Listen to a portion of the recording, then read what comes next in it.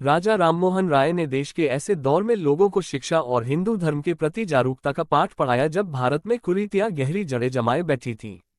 उन्हें लोगों को वेद और उपनिषद की सही संदर्भों में जानकारी पहुंचाते हुए सती प्रथा, बाल विवाह, जातिवाद आदि कुरीतियों के उन्मूलन के सार्थक प्रयास किए। 18वीं सदी के उत्तरार्ध में भारत की सामाजिक और धार्मिक स्थिति बहुत खराब थी।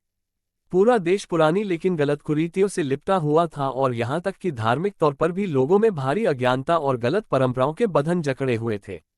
ऐसे में राजा राम मोहन राय एक तरह से मसीहा बनकर आए और उन्होंने समाज सुधार के लिए कई असंभव लगने वाले कार्य किए और उन्हें कई विरोधों का सामना करना पड़ा।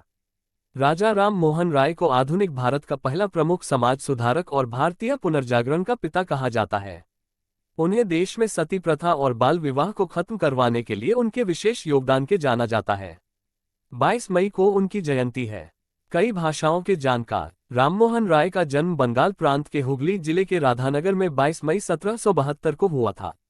उनके दादा कृष्णकांत बंदोपाध्याय कुलीन राही ब्राह्मण थे। उनके पिता का नाम रमाकांत और मां का नाम तारिणी देवी थी। उनके खुद के परिवार में दहेज आदि कुप्रथाएं थीं और बचपन में ही उन्होंने अपनी बहन के सती होने का दुख झेला था। लेकिन इस सब के बीच उनकी शिक्षा बहुत अच्छी हुई थी। वे संस्कृत, पारसी और अंग्रेजी भाषा के विद्वान थे। इसके अलावा वे अरबी, लैटिन और ग्रीक भाषा के भी जानकार थे। वेद उपनिषदों के ज्ञाता राममोहन राय को वेदों और उपनिषद का भी ज्ञान था और उन्होंने उपनिषद के सिद्धांतों को शिक्षा में शामिल करने के लिए विशेष प्रयास किए और धार्मिक कुरीतियों का पूरे धार्मिक तर्कों के साथ विरोध किया, जिसका अच्छा खासा असर पूरे समाज पड़ा। उन्होंने ब्रह्म समाज की स्थापना की, जो आधुनिक भारत में समाज और धार्मिक सुधार के लिए एक प्रमुख जरिया बना। सती प्रथा उन्मूलन के लिए विशेष प्रयास सती प्रथा के उन्मूलन के लिए उनके प्रयास विशेष तौर पर सफल हुए थे। बचपन में अपनी आंखों के सामने उन्होंने अपनी 17 वर्षीय बहन को सती होते देखा था और उसका पीड़ा को समझा था। उस दौर में किसी स्त्री के विधवा हो जाने पर उसे अपने पति की चिता पर ही जिंदा जला दिया था। उनकी बहन के तमाम विरोध के प्रयास करने के बाद भी उसे जबरदस्ती जिंदा जलाया गया था।